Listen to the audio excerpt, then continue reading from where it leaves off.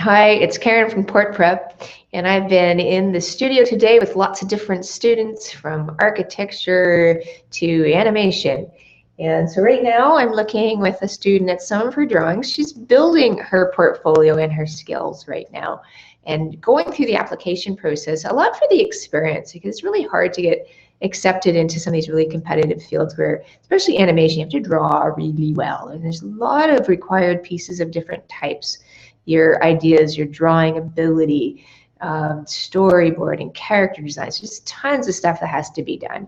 So, and I love this student's just enthusiasm and how quickly she's been learning how to draw because she started recently without a lot of experience, and she's a hard worker, and that's what you need to do when you want to get accepted into animation. So she's come a long way. And what we're going to do right now is we're just going to look at a few skills that she needs to kind of focus on a little bit.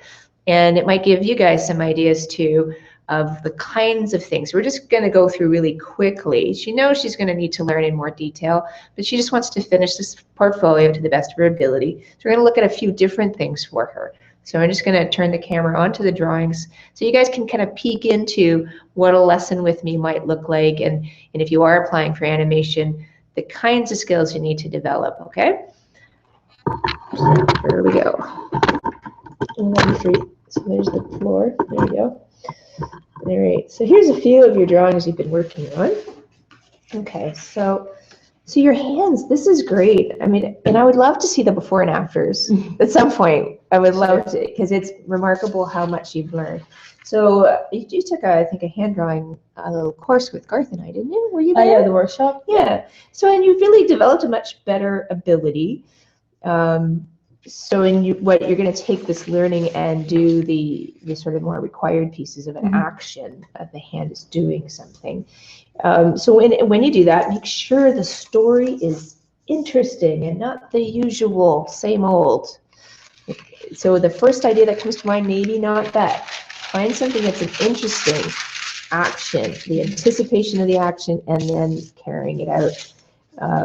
But one of the things you can add to this drawing, I do like that you have some of this structure showing, and they do kind of like to see that you can draw through in 3D. It is a line drawing, and then to convey the sense of depth and action with your line.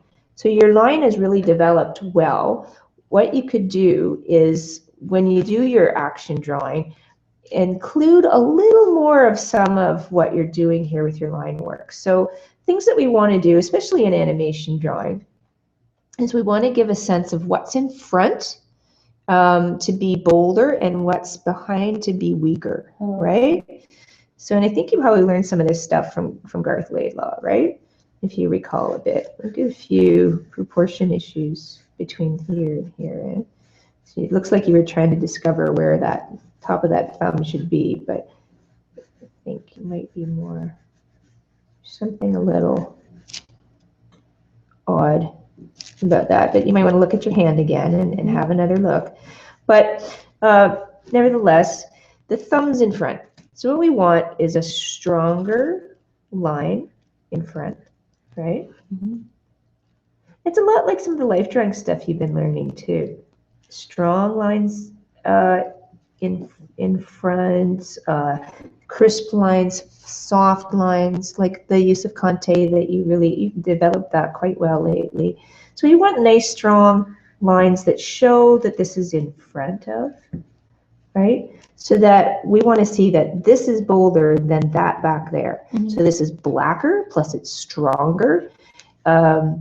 Highlight sides tend to be crisp, dark lines.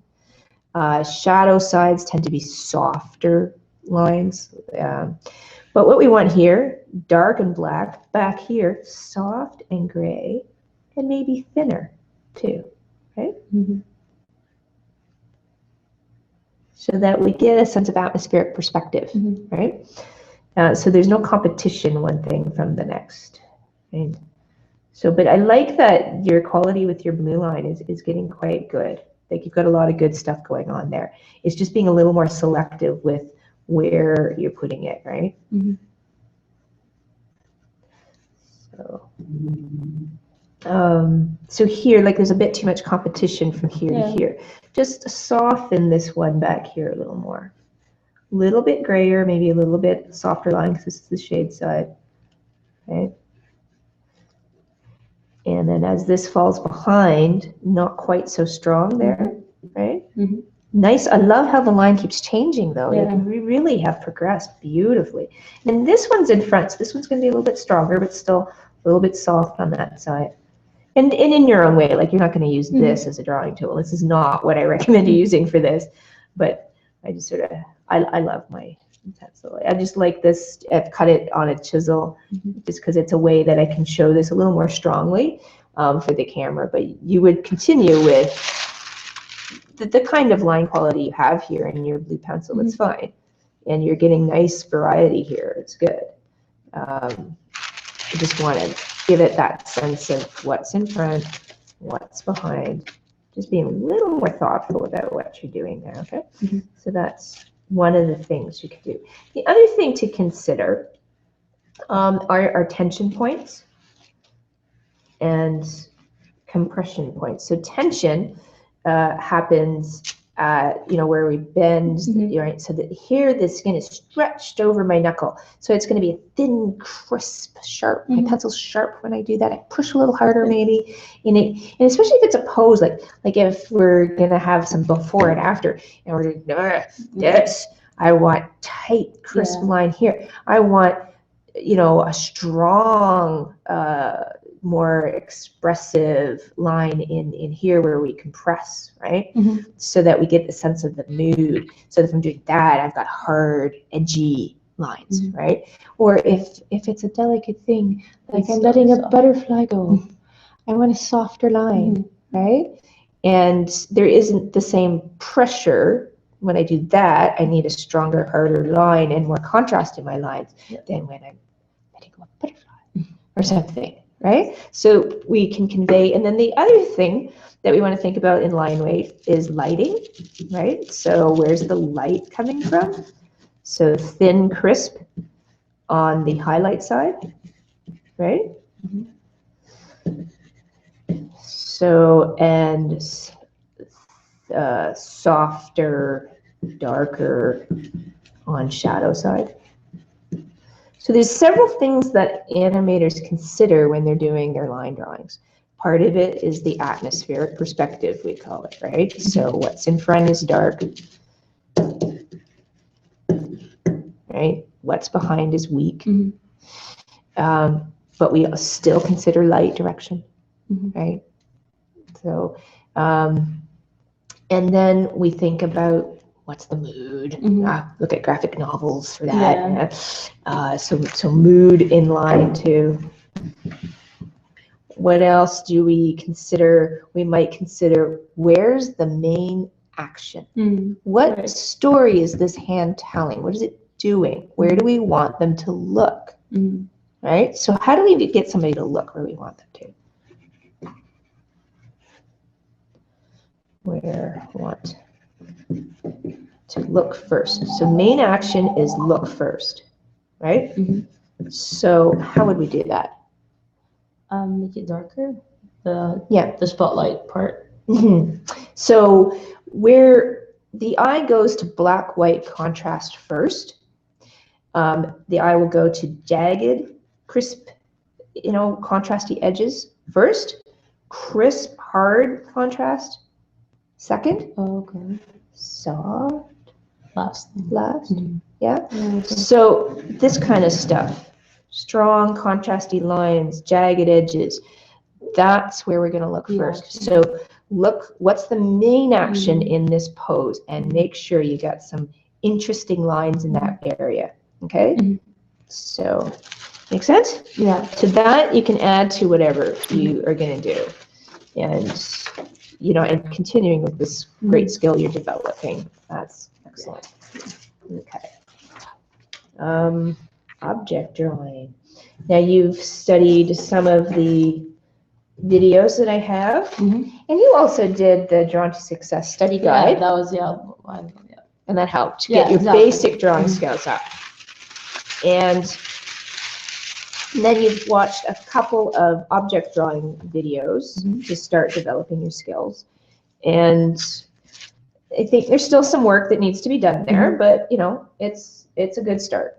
So one of the things, if you're drawing a cylinder, yes, I like how you've got, what we need is a center line, right?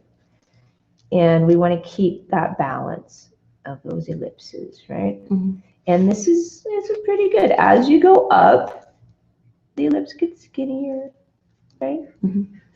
As we get to our eye level, it gets a little skinnier. So that's good. And then we want to look at the base of this lamp. So just how do we draw a nice ellipse, right? So each quadrant of this ellipse needs to be equal. And you've got a pretty nice shape on top here. This is good.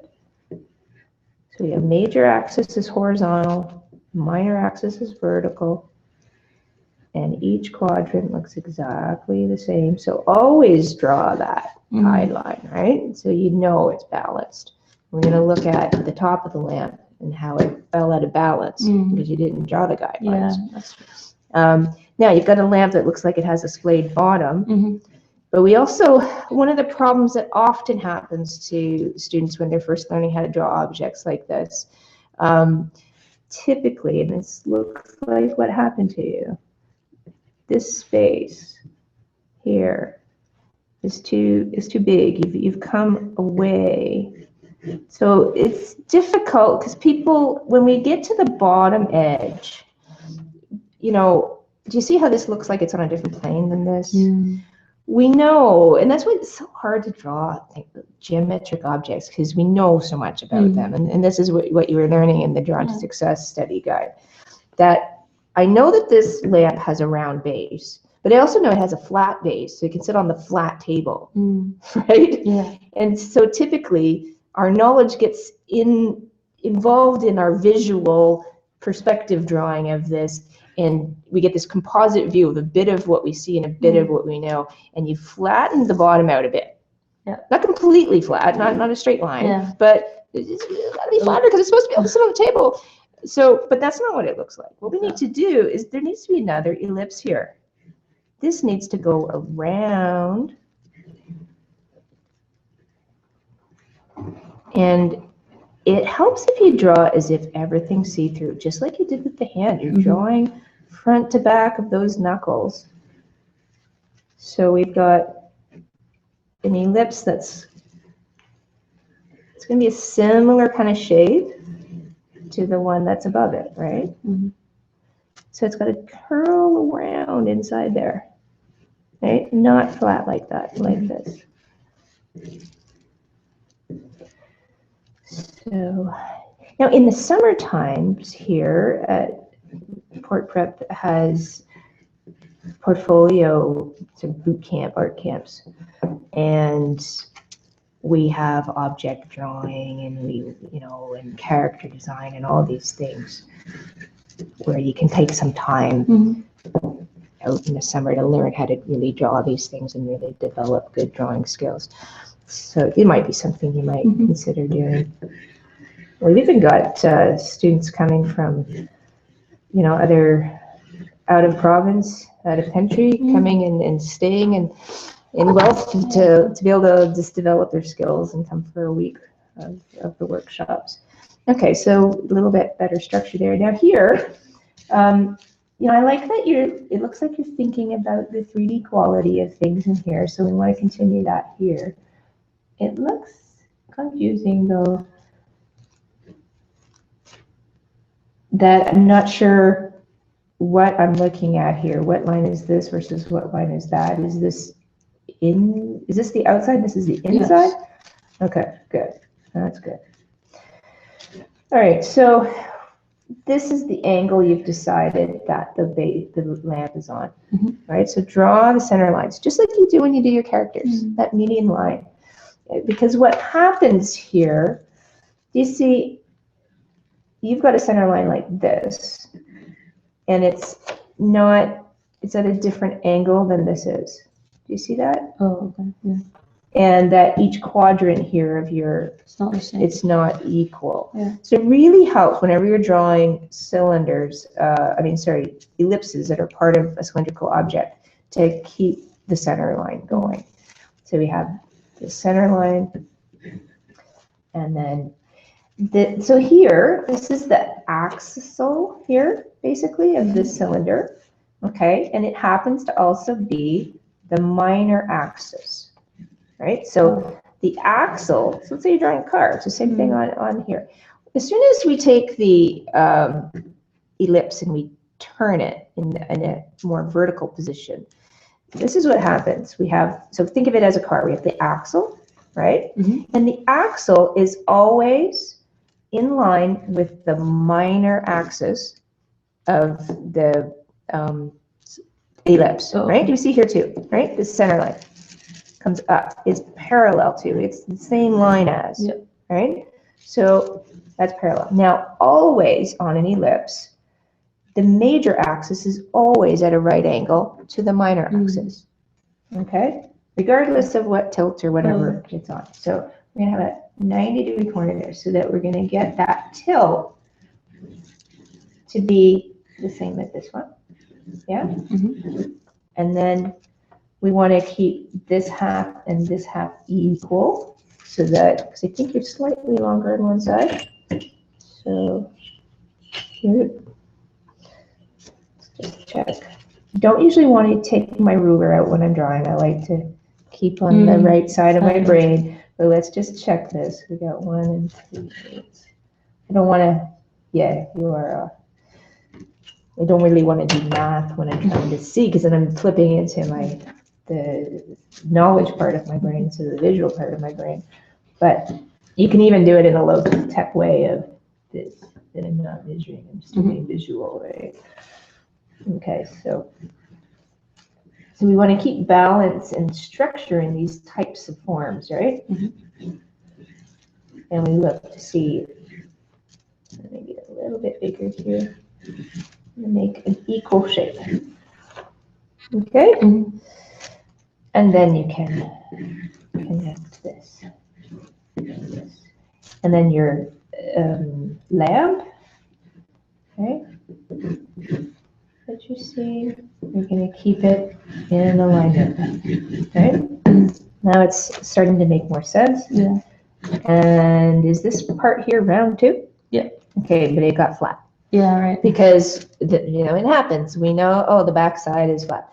So we want to see it as round as well, just like when you did the fingers, right? Same thing. And that's a little more rounded there. Okay, and then how does this attach? Do you see that from this point of view? Is it connecting here, or was it in behind? Use the center line here too. It's so much like life drawing, right? Like these are the limbs, right?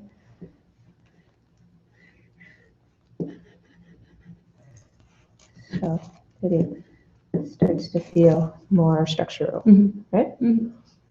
Better? Yeah. Okay. So there's ways to learn how to draw these things, sight measure them, but anytime you're doing symmetrical objects like this, use center lines, and right away you will see, does this half look the same as that half, right? Yeah. Okay, so that's that one. Now you have to do something, this is common in a lot of portfolio pieces, architecture to design, animation, illustration.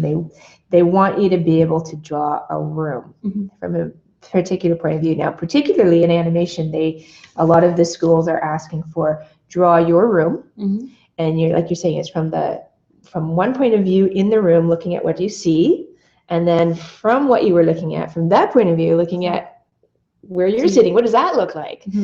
And this is a thing that comes up in architecture too, because some of the schools, they like to have you come in and draw the room.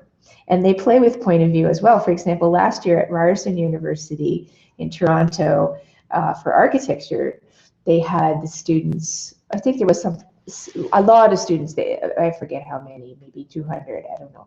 They had a big group of students come into a lecture hall, they had to do their précis, the writing, handed their portfolio, and then they were asked to draw the room, but not from the point of view where they were sitting, but from the front podium point of view. So this was sprung on them. Oh my gosh, how do I do that?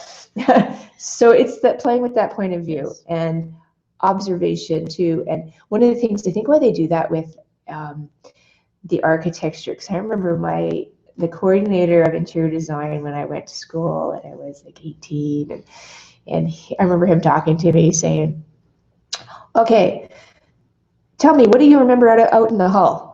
What did it look like? Was there this? Was there that? I'm like, I don't know. He said, well, you need to know.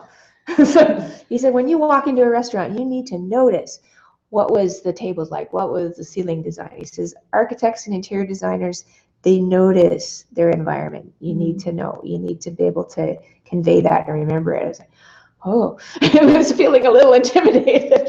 But maybe that's one reason why they spring different things on the students. What can you do? And of course, from your point of view in animation, is the 180 rule of coverage in media arts and in film. How do we cover a scene, right? That we want to look around and we want to see this scene from different characters' point of view. They want to be able to see that you can imagine an environment from different points of view, from this character versus that character. So that's why they're testing your ability for that. Plus they're testing how well can you draw perspective. So, and do you understand those laws? Are you ready yet to come and study? It's you know, it's not that they're judging you as a person or something. They're just checking, are you ready to study? And it can take a while to develop those skills. And I'm glad that you're aware of just, I'm okay to take the time I need to learn the skills I need. So that's good. And anybody that's really serious about wanting to be involved in entertainment design and animation, they do know it takes a while to develop those skills. And if you just set to the task, okay, I'm going to learn. How do I do this? And then you do what you can, and then you go and you find out, are you ready yet? Oh, okay, I'm ready here, but I'm not there. Fine. What do I need to learn? And just set about the task and learn it, right? Can I borrow that pencil of yours there? Oh, sure. Because this one's just a bit big for this. So there's a couple of things that I want to share with you in doing your room design. I think the first thing is understanding perspective and what's happening. And I want to avoid two major errors that happen for a lot of people that are new to perspective drawing. And I know you've done quite a bit of study, but so the first thing that I see that's happening here is common, that when people are looking, so you're looking into the corner of a room, so that means we have a 2-point perspective, and you understand that already, right?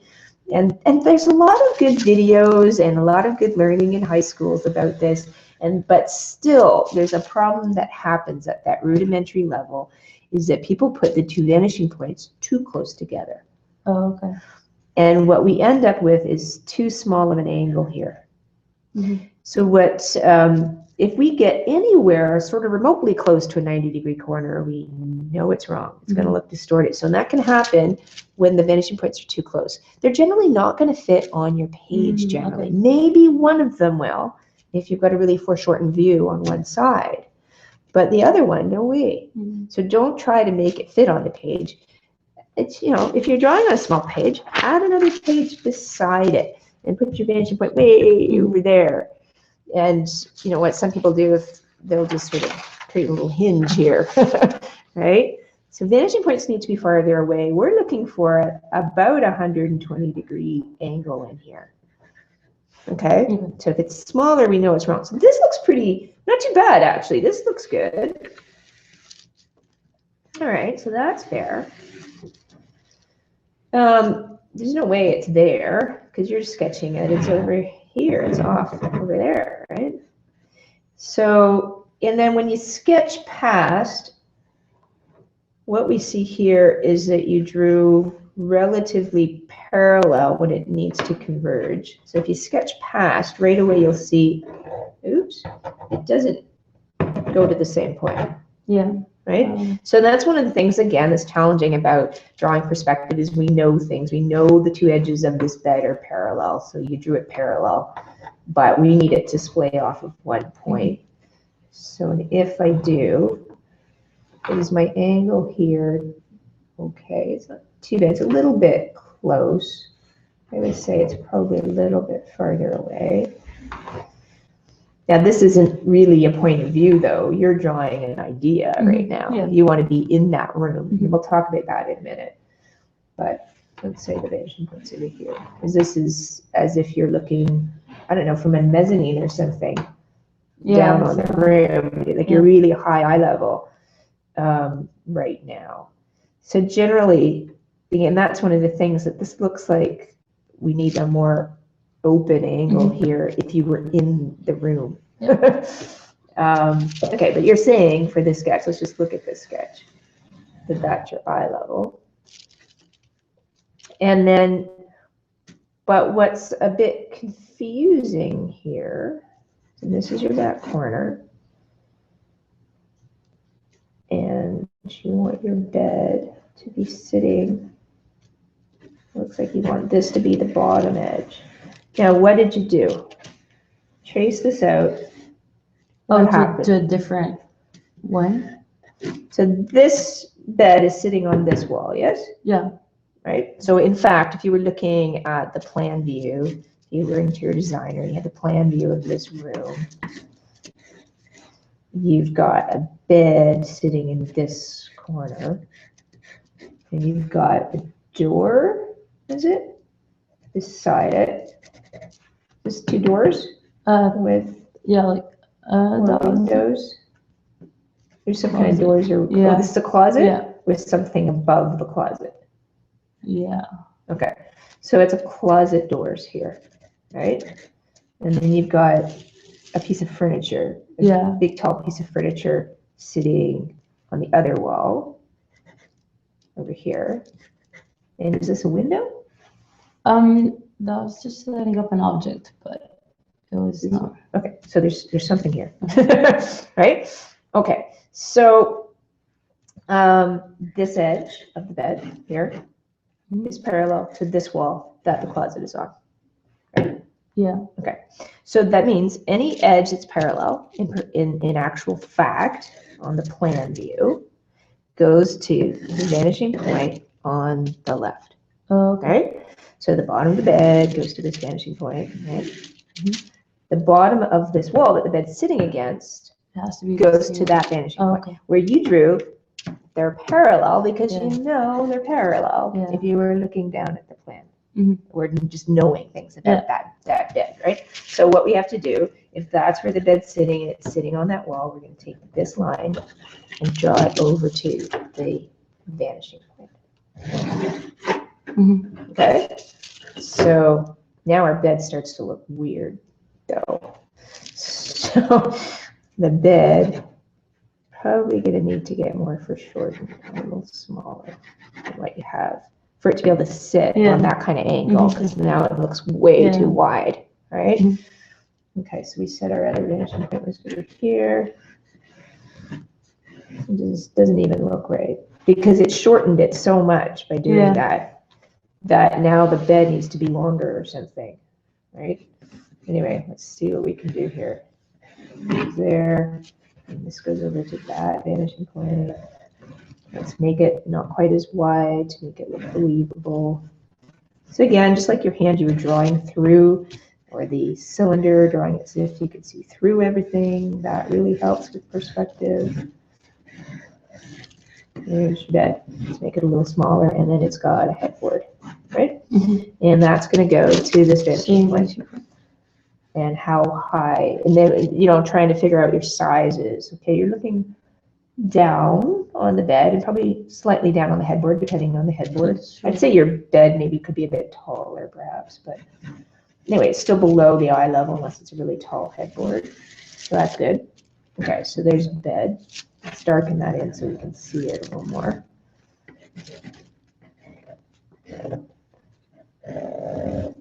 Okay, good.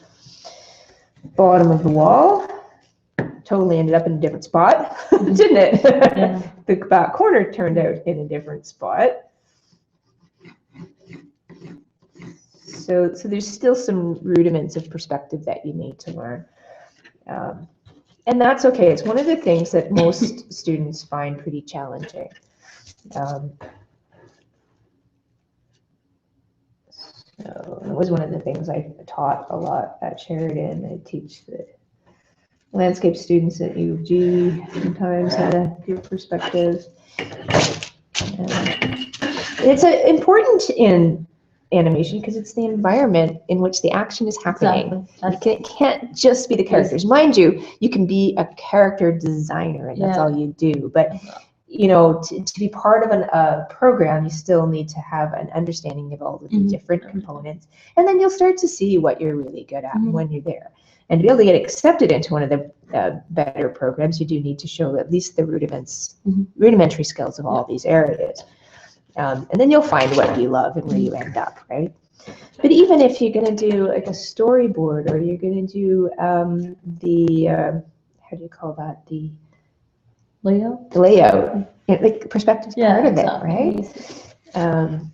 Okay, so where do you think, it looks like you have an understanding. Where's the top of the wall? How am I going to find the top of this wall that the closet's on? What would I do? So the top of the corner needs to. So that's, I want to find the ceiling. Yeah. So what am I going to do? You want to do it?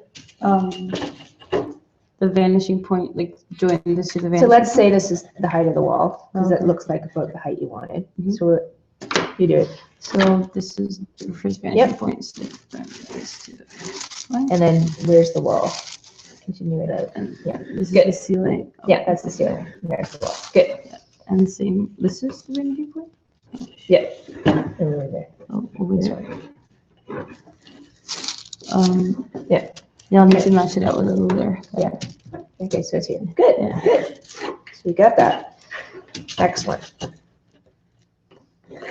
And we're looking for a fairly obtuse angle here, right? Yeah. So where a lot of times people make this too small, and it looks like the bed is like falling down and it's on a hill or something. So that's the first thing to watch out for.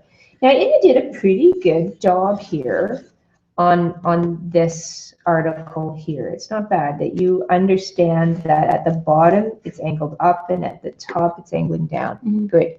Because sometimes that's one of the second area that people have trouble with.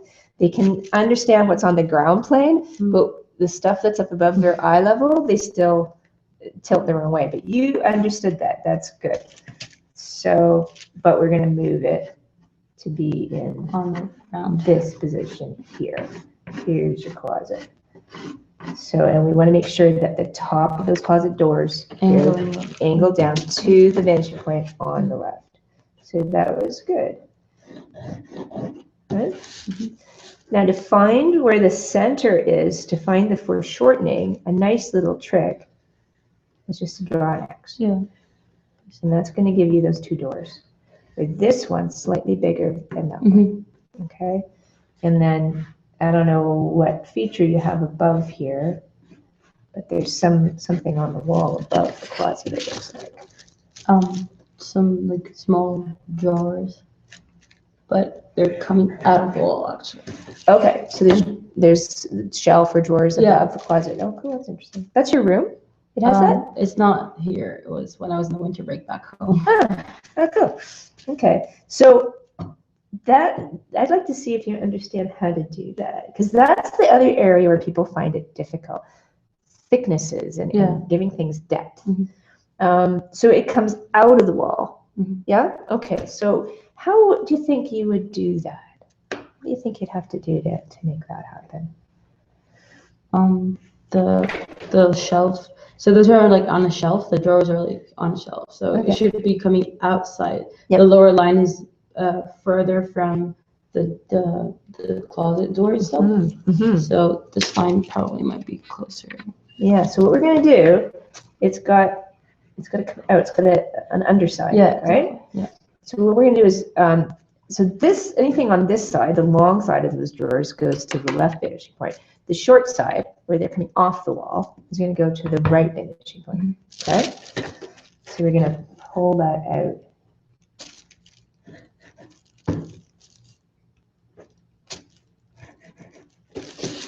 Okay? And then it's probably not very much. It's probably kind of small-ish, right? Exactly.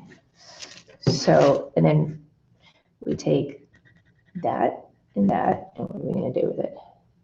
Then we'll match it Yeah. with the vanishing point. On the left. Yeah, the wrong side. Right?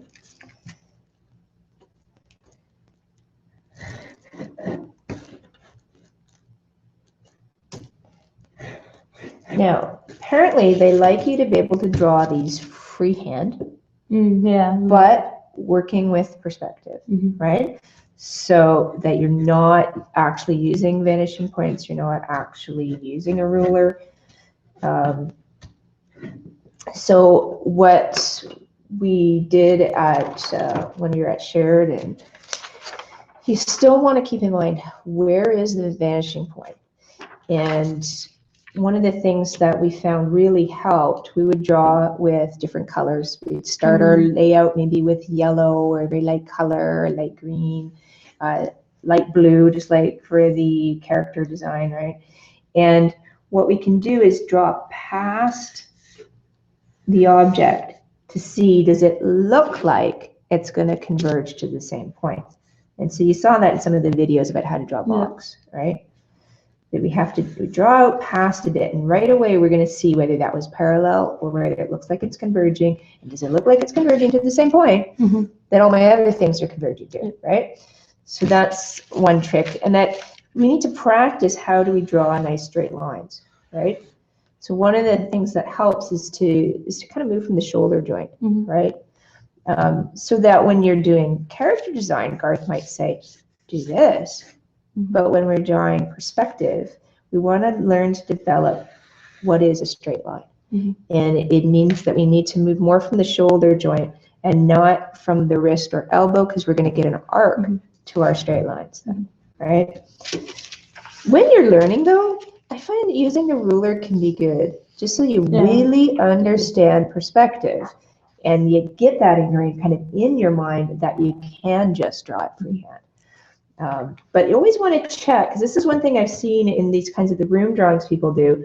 Most of it's good, but a lot of times the depths aren't all going to the same vanishing point.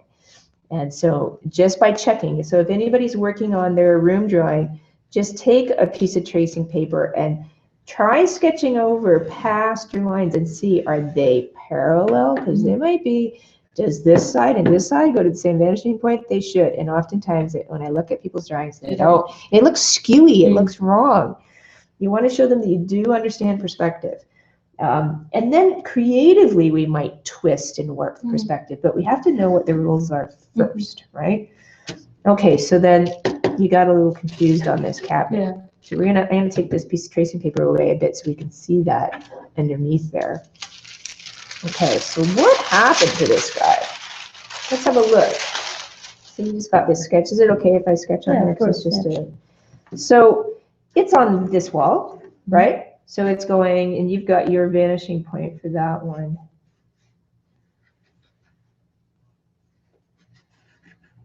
Here. And yet you've said your horizon's there. So it's as if now that we're on a hill. Yeah, it's so, different then. So it should have been a little bit lower, a little bit different angle there. It depends on maybe. So there, I guess we'll be there. So it's a little bit, you're still a little off, but anyway. So for you right now, using a ruler a little bit, just to develop that, and then practice drawing long straight lines. But you're coming, at least you've got a nice, strong, not one of these things. It's fine on drawing arcs, like I said, to take a few passes for arcs. But when you're drawing straight lines, I really don't recommend this. I recommend learning how to do that. And it takes practice, but eventually you get it. And that's part of what you'll develop those skills in college or university. Okay, so what happened here? This one's going this way, and this one's going this way. Now this edge of the unit here should be parallel to the bed, right? Oh, okay. Yeah? Yeah. So it's got to go to the same vanishing point, right? So let's take a different color, what it should have been then. And what else? We see that they look pretty parallel-ish, don't they? Yeah, they're not. Yeah. Yeah, so it should be going to this vanishing point, right? And so should this edge. Mm-hmm. This one goes to that other vanishing point. So this one's pretty good there. And then, yeah, go up. Now, does it have a slope top? Oh no, it doesn't. Sorry, that was me. It does not. Okay, The does thing not. is, because I had to use the same, I was confused with like drawing through the box Mhm. because I have to use the same vanishing point on both sides. So it actually should have been the opposite because I see that side of it. Oh, yeah. This. You had this too high and Yeah. this too low, and Yeah. it makes it look like it's got a slope roof, but it's not supposed to. It's just supposed to be a straight piece of furniture. So, yes. So this is where, and when it's above our eye level, we often get confused at first. So, okay, so that if this was the height of it, or is this the height of it? Which one did you want? How tall is it? Yeah, this one, and this is like seeing through. Okay, but you want it this tall? Yes. Okay, so then it's, right, this side Mhm. goes to the left vanishing point. The left side of the object goes to the left vanishing point. The right side of the object goes to the right vanishing point. So, which we said is there. Yeah. Now, you see? Yes. We don't see the top of this. It's above our eye level. Mhm. And then the inside Yes. looks like this. And that goes to that point, right? Okay? Mhm. It's better. So then if there's something on the wall, it's got to go to this finishing point, vertical, and then to this finishing point.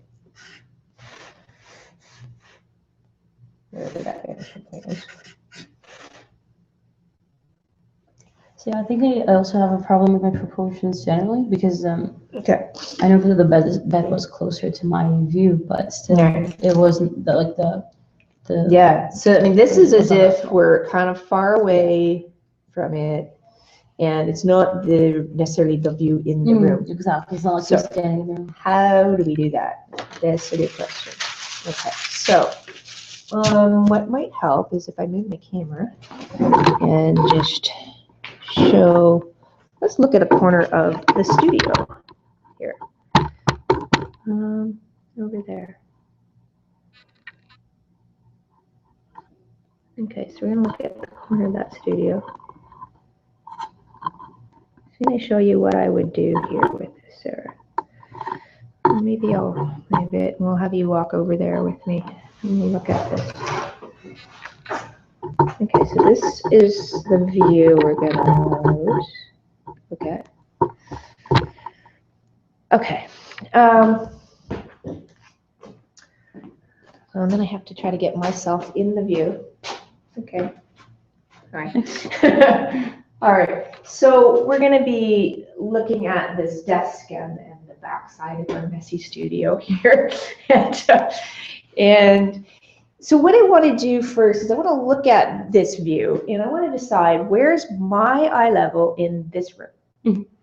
Okay, so what I would do is I would stand here and I'm going to look at the space and I'm going to put my pencil in front of my eyes and look out in front of me and say, what in the room is being blocked by my pencil? And I'm putting my pencil horizontally in front of my eyes. So what I'm going to do here, I'm going to look and see what is level with my eyes. And if I'm sitting, it's obviously going to be lower than if I'm standing. So when I put my pencil right in front of my eyes, for me, I think it's the bottom foot plate of that ladder that's sitting up against the wall. I'm really short. The bottom of that green cloth back there is my eye level, is the horizon line. And we should find that everything there, and we can see that the eye level is above that concrete short wall there because we can see the top level of that. We can see there's chairs and stuff stacked up over there, right? And then if I hold my pencil out in front of me horizontally, it can also see that, gee, even though the ladder's on the left wall and the green cloth is on the right wall, right? They look pretty much horizontal. So they're on the horizon line. Yeah. Does that make sense? Yeah. So when you're doing your room drawing, guys, you have to find where's your eye level in that room and start with that. And so whenever we're doing perspective, we want to know where's the eye level, where's the horizon line. So I'm going to draw that horizontal line. Then I want to sight measure, and you've learned how to sight measure doing people, right? So then I'm going to say, okay, well, I'm going to put this room on my page, and I'd say, well, where is this table? Where's the horizon line? I'm going to find some heights, right? Mm-hmm. So it's okay, the bottom rung of the ladder in the green cloth is my eye level. I want to find out proportionally how big is this table here compared to this space back there. So I'm going to say, I'm going to take a sight measurement from this front edge to this back corner, right? And then I'm going to look from this back corner, because I can see this thing in my view, up to, say, my horizon line is here, right? So I'm going to use my pencil vertically like this. Can you do that? Mm-hmm. And sight measure, hold your pencil top against this line on horizon line, and then take a vertical measurement from there to the back corner of the table, vertically.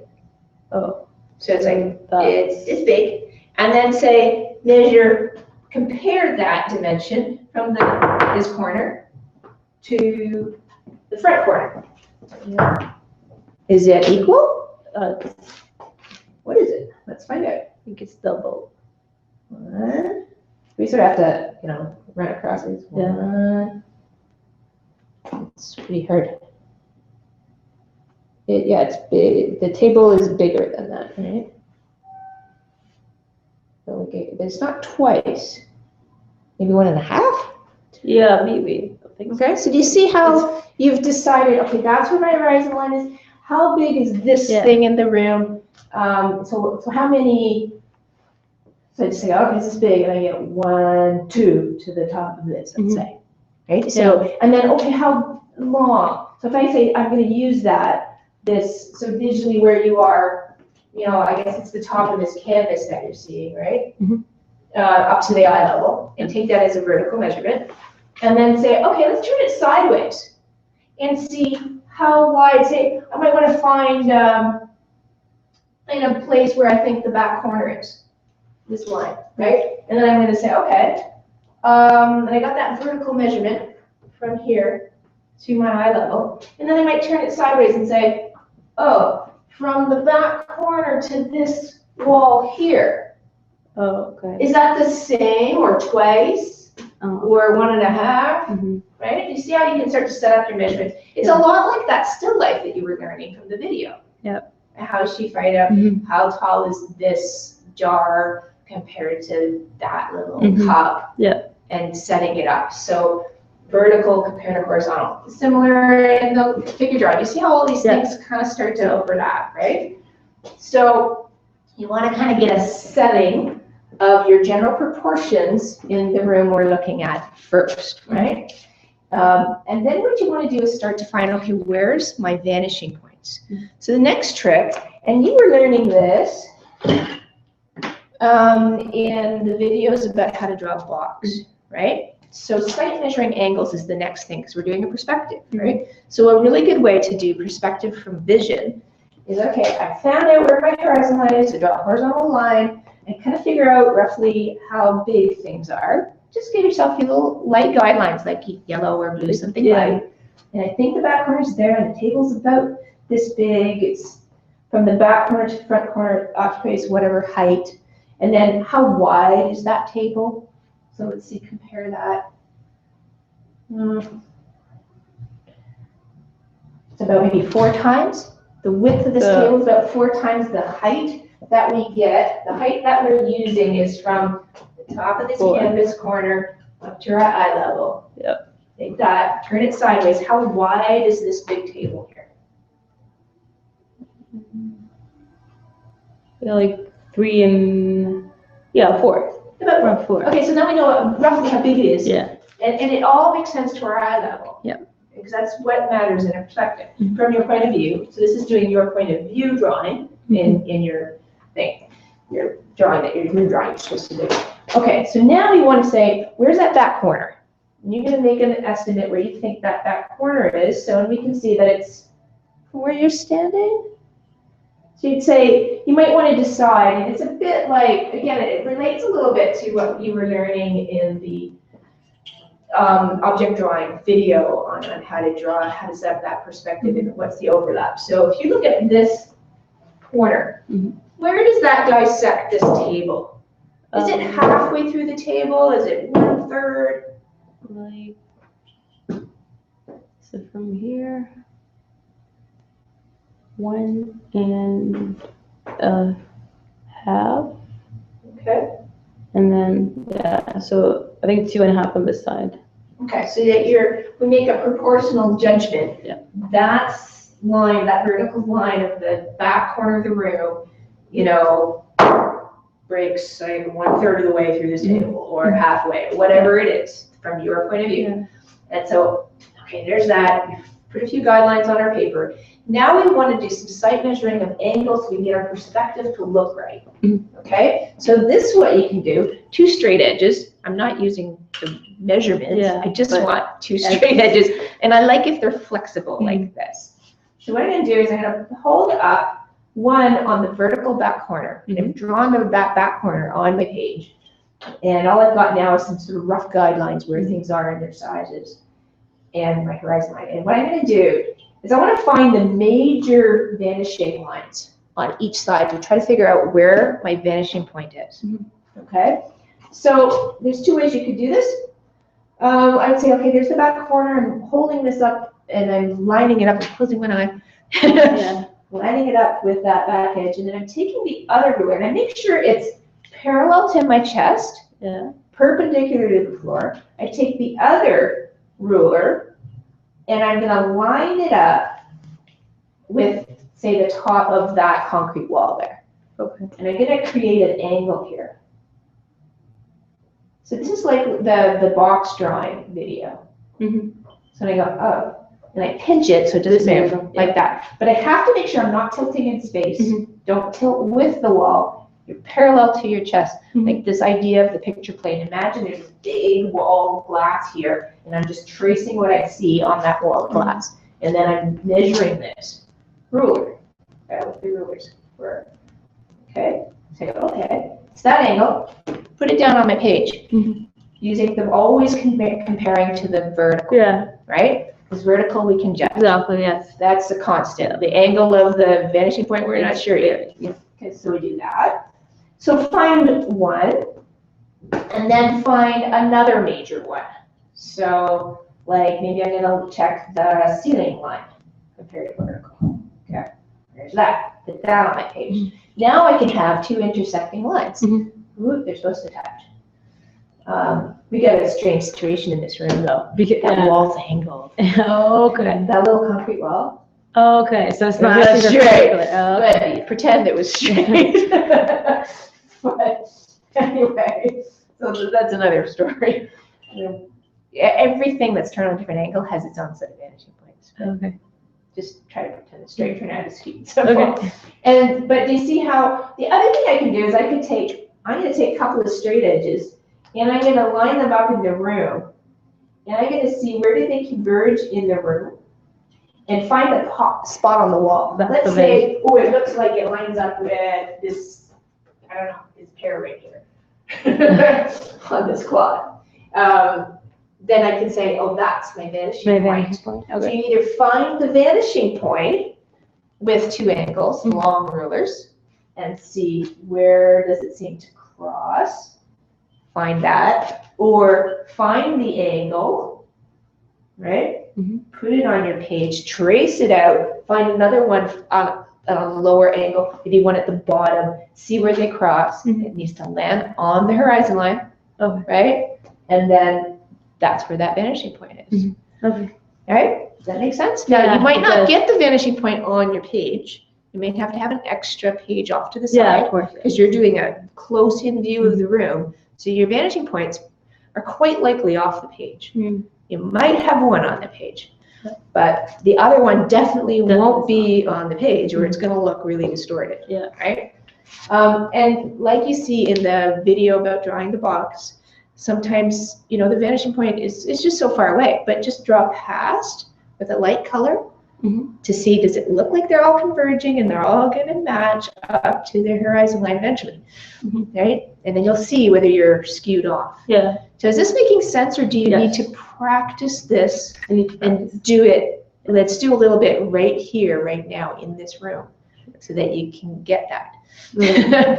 I used to do it like the opposite way. Like I used to set up my own vanishing points and then figure out how do I do that. So yeah, but then it doesn't end up working out. Never. And it doesn't look like what you're looking at. So we want it to look like what you're looking at. So you got to get the information from what you're seeing. So this table, you know, and you can either start with what's in front of you and go backwards, or start what's at the back and go forwards. Now, for an observational space where you can't see what's behind, and it's not out of your imagination, it is often good to start, what do I see? What's in front of me, right? What's blocking all that other stuff back there? So you could say, I'm going to find the table. I'm going to sight measure the angles of the table and find the vanishing point for this and that far edge, and then the vanishing point for this edge and that edge, right? But by figuring out how does that fit in the room, so you have to sight measure. So when you're sight measuring, remember those skills that we learned in life drawing. Elbow is always straight. And when you're holding your pencil to sight measure, it doesn't tilt in space. It's always perpendicular to the floor, parallel to your chest, right? Parallel to your chest, not tilting. Because what your sight measurements will be wrong, you'll be confused and frustrated. But I measured, how come it doesn't look right? So how about we have you sit down and just do a little bit of drawing, and if that part of the room is too complicated, that one you can't see anything, it's just white. But picking a little corner that you feel, oh, that's not too complicated, I could draw that. Okay, and then, so yeah, you might want to set up and move the table so you can see that little kitchen corner there, and kind of figure out where are the vanishing points. So it really helps, if you're new to drawing, trying to find where the objects that you're looking at really are at 90-degree corners, angles to each other, rather than turned at angles, just because that can get challenging for people who are new to perspective drawing. All right, so let's do that. So you can get started with that, and I've got other work I can do, so we'll be able to take your time and learn that, and I'll help you out. So for anybody that's been listening in, you can see that this is some of the kinds of learning you can do when you come for in-person lessons. And on Sundays right now, I give 1-hour lessons, and people stay for open studio. So people will come, get their 1 hour, particularly on what they're working on. And this morning I was teaching somebody about painting, and you might have watched the oil painting, and then we also did some acrylic painting with her after that one was done. And then we had an architecture student come by to get help on how to lay out his portfolio. And now we have a student who's here learning about animation. So oftentimes students will come for their 1-hour private lesson and then stay and work on their stuff for an open studio, which is only $15 to stay for the day and work. And I'm here to give you input while I'm working with other students. So if you're anywhere near the Guelph, Ontario area, that it's reasonable to drive in for a day, you can get that one-on-one help. And if not, you can book a Google Hangout with me, and I can help you that way. And you heard I was just talking about some various videos that Sarah's been using for her own learning, and that works out really well too. She's done a lot of her own study that way, and from lots of other great resources online. You've watched lots of other YouTube videos, free stuff, just to learn. And then she occasionally books a private lesson just to get some input. So it's a very affordable way for her to work a lot on her own, but get that input once in a while. So anyway, thanks for watching. And you might want to click on our website, portprep.com, and look for the free assessment and make your request, and I'll look at your stuff and give you some input. Thanks. I'm going to see what Sarah's going to create today, drawing the corner of the studio.